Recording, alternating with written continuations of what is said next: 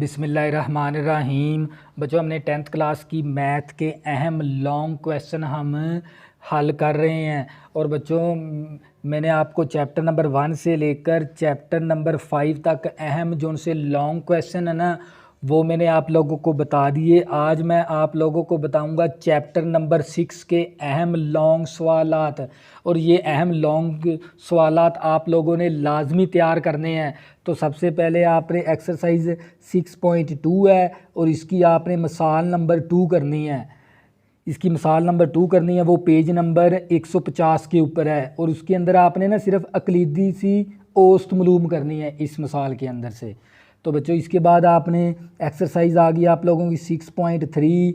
इसकी आपने मिसाल नंबर 5 करनी है और ये पेज नंबर 165 के ऊपर है। और इसके बाद आपने 6.3 में से ना आपने इसका क्वेश्चन नंबर 4 करना है, क्वेश्चन नंबर 5 और क्वेश्चन नंबर 6। तो बच्चों, ये थे हमारे पास चैप्टर नंबर 6 के अहम लॉन्ग क्वेश्चन। और बच्चों, ये मैंने हल नहीं करवाए, बकिया चैप्टर के मैंने करवाए हुए हैं। 1 से लेकर 4 तक के मैंने लॉन्ग भी आप लोगों को करवाए हैं।